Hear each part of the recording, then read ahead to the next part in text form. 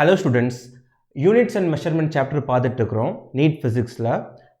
நம்ம ஏற்கனவே பார்த்தது ஒரு physical quantityயை measure பண்ணும்போது error எப்படி வரும், அந்த error எப்படி propagate ஆகும் அப்படிங்கறத பார்த்திருந்தோம். அதில இருந்து வரக்கூடிய ஒரு சில பேசிக்கான ப்ராப்ளம்ஸையும் நம்ம டிஸ்கஸ் பண்ணியிருந்தோம். இப்போ error propagationல இருந்து previous yearல கேட்டிருக்கக்கூடிய NEET and JEE questions-ஐ டிஸ்கஸ் பண்ணலாம். இப்போ இந்த क्वेश्चन பாருங்க. A physical quantity x is given by x is equal to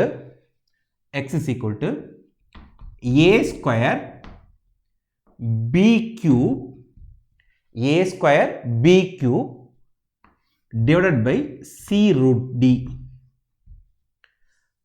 If the percentage errors of measurement in a, b, c and d are 4%, 2%, 3% and 1% respectively. So என்ன கொடுத்திருக்காங்க, ஒரு physical quantity x அதை measure பண்றாங்க. அந்த x எப்படி இருக்குது அப்படின்னா இந்த நாலு குவாண்டிட்டியை டிபெண்ட் பண்ணி இருக்குது. a, b, c, d ன்னு நாலு பேரை டிபெண்ட் பண்ணி இருக்குது. ரைட்டா? அதுதான் எந்த ஃபார்முலால டிபெண்ட் பண்ணி இருக்குது அப்படிங்கறத கொடுத்துட்டாங்க. சோ எனக்கு x தான் மெஷர் பண்ணனும். through abcd மூலமா மெஷர் பண்ணனும். And அடுத்து என்ன கொடுத்திருக்காங்க அப்படினா if the percentage errors of measurement in a percentage error க்கு என்ன formula, error by original value into 100. so percentage error in a கொடுத்திருக்காங்க. எவ்வளவு கொடுத்திருக்காங்க அப்படினு பாத்தீங்கன்னா 4%. similarly percentage error in b அது பாத்தீங்கன்னா 2%. percentage error in c பாத்தீங்க அப்படினா 3%. percentage error in d பார்த்தோம் அப்படினா அது 1% ன்னு கொடுத்திருக்காங்க. சோ இதெல்லாம் क्वेश्चनல கொடுத்தாங்க. இப்போ கேக்குறது என்னன்னா then calculate the percentage error in the calculation of x. x நீங்க மெஷர் பண்ணும்போது அதுல என்ன percentage error வரும். So error analysisல percentage error அப்படிங்கிறதுக்கான பேசிக் ஃபார்முலா என்ன, error by original value. சரி, error propagation அப்படினா என்ன அர்த்தம்? error propagationனா நான் x தான் மெஷர் பண்ணனும். ஆனா x a b c d அப்படிங்கற இந்த நாலு பேரை டிபெண்ட் பண்ணி இருக்குது. a ஐ மெஷர் பண்ணும்போது ஒரு எரர் வரும், b ஐ மெஷர் பண்ணும்போது ஒரு எரர் வரும், c ஐ மெஷர் பண்ணும்போது ஒரு எரர் வரும், d ஐ மெஷர் பண்ணும்போது ஒரு எரர் வரும். இந்த எரரோட காம்போ இதெல்லாம் சேர்த்தாதான் x ல இருக்கக்கூடிய எரர் வரும். அப்போ இந்த எரர் எல்லாம் என்ன ஆகுது அப்படிங்கறத எரர் ப்ரோபகேஷனோட கான்செப்ட். அதுல தான் நம்ம என்ன பார்த்தோம் அப்படினா அடிஷன் அண்ட் சப்ட்ராக்ஷனா இருந்துச்சுனா, அதாவது ரெண்டு physical குவாண்டிட்டியை நீங்க ஆட் பண்றீங்க அப்படினாலோ சப்ட்ராக்ட் பண்றீங்க அப்படினாலோ ரிசல்ட் எரர்ல வந்து பாத்தீங்கன்னா ரிசல்டன்ட் எரர் வந்து பாத்தீங்கன்னா always addition of two individual errors. அதே மாதிரி ரெண்டு physical குவாண்டிட்டியை நீங்க மல்டிப்ளை பண்ணீங்க அப்படினாலோ டிவைட் பண்ணீங்க அப்படினாலோ ரெண்டு physical குவாண்டிட்டியை மல்டிப்ளை பண்ணீங்க அப்படினாலோ டிவைட் பண்ணீங்க அப்படினாலோ இங்க வரக்கூடிய ரிலேட்டிவ் எரர் இங்க வந்து பாத்தீங்கன்னா z ல இருக்கக்கூடிய relative error a plus b ன்னு போடும்போது அல்லது a minus b ன்னு போடும்போது லாஜிக் என்ன, z ஓட எரர் a ல இருக்கக்கூடிய எரர் plus b ல இருக்கக்கூடிய எரர். நீங்க a plus b ன்னு போடிங்கனாலும் சரி a minus b ன்னு போடிங்கனாலும் சரி எரர் எப்பவுமே என்ன ஆகும், ஆட் தான் ஆகும்.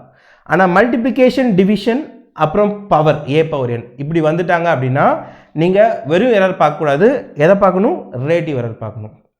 ரிலேட்டிவ் எரர் பாத்தீங்கன்னா z ல இருக்கக்கூடிய ரிலேட்டிவ் எரர் a b இது ரெண்டையும் தான மல்டிப்ளை பண்றோம் அல்லது டிவைட் பண்றோம். இவங்க ரெண்டு பேரோட ரிலேட்டிவ் எரரோட அடிஷனுக்கு ஈக்குவலா இருக்கும். in case பவர் இருந்துச்சு அப்படினா a power n ன்னு இருந்துச்சுனா z ல இருக்கக்கூடிய ரிலேட்டிவ் எரர் எப்படி இருக்கும்னா a ல இருக்கக்கூடிய ரிலேட்டிவ் எரர் into n அப்படினு இருக்கும். இதுதான் propagation of errorல நம்ம டீப்பா பார்த்தோம். ரைட்டா?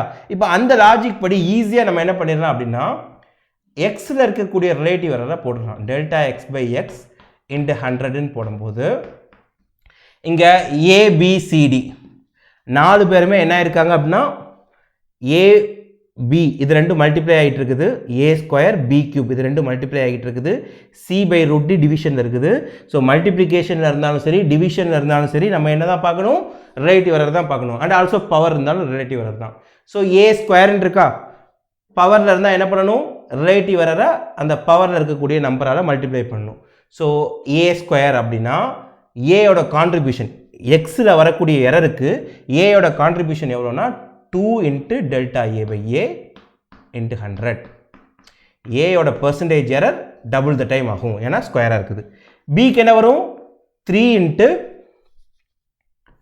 delta B by B into 100 C டிவிஷனில் இருக்க அப்போவும் ஆட் தான் பண்ணணும் பவரில் என்ன 1 தான் ஸோ சியோட percentage error அப்படி போட்டுக்கணும் delta C by C into 100 plus d என்ன இருக்குது ஸ்கொயர் ரூட்டுக்குள்ளே இருக்குது ஸ்கொயர் ரூட்டுக்குள்ளே இருந்தால் என்ன a square b cube c square ரூட்னா நமக்கு தெரியும் அதை பவரில் எழுதுனோம்னா பவரில் என்ன வரும் 1/2ன்னு வரும் ஏன்னா ஸ்கொயர் ரூட்னா பவர் 1/2 அப்போ 1/2 into delta T by T into 100 ஓகேயா ஸோ நம்ம பார்த்தோன்னே ஈஸியாக முடிவு பண்ணிடலாம் ஏல என்ன பர்சன்டேஜ் எரர் இருக்குது 4% இன்ட்டு 2 8 ப்ளஸ் பியில் என்ன பர்சன்டேஜ் எரர் இருக்குது 2% இன்ட்டு 3 2% இன்ட்டு 3 6 ப்ளஸ் சியில் என்ன பர்சன்டேஜ் எரர் 3க்கு அப்படியே 3 போட்டுற வேண்டியதான் ஏன்னா பவரில் 1 தான் இருக்குது டியில் என்ன பர்சன்டேஜ் எரர் 1 இன்ட்டு 1/2 ஸோ 1/2 அப்போ 8 + 6 14 + 3 17 17 + 1/2 17.5%. ஸோ இதுதான் எரர் ப்ரொபகேஷன் இந்த 4 ஃபிசிக்கல் குவான்டிட்டியை நான் மெஷர் பண்ணும்போது வரக்கூடிய எரர் எக்ஸில் எப்படி ரெப்ளிகேட் ஆகுது 4 ஃபிசிக்கல் குவான்டிட்டியை மெஷர் பண்ணும்போது இண்டிவிஜுவலாக எனக்கு எரர் வரும் சரியா இப்போ எக்ஸோட டோட்டலில் வரக்கூடிய எரர் வந்து பார்த்தீங்கன்னா ஏ எவ்வளோ கான்ட்ரிபியூட் பண்ணும் ஸோ ஏல என்ன எரர் இருக்குது 4% இருக்குதா ஏ ஸ்கொயர் ஆகுதா அப்போ 4 × 2 பியில் எவ்வளோ பர்சன்டேஜ் எரர் 2 இருக்கா 2 வந்து பார்த்தோம்னா என்ன ஆகுது பி கியூப்னு இருக்கா அப்போ 2 × 3 சி இருக்கா சி பவர் 1 அப்போ 3% அப்படியே போட்டுக்கணும் டி பவர் 1/2னா டியோட பர்சன்டேஜ் எரர் இன்ட்டு 1/2 போட்டுட்டு ஆட் பண்ணிட்டீங்கன்னா ஈஸியாக என்ன கிடச்சிரும் எக்ஸில் இருக்கக்கூடிய பர்சன்டேஜ் எரர் கிடச்சிரும் ஓகேயா ஸோ ஆன்சர் என்ன இங்கே 17.5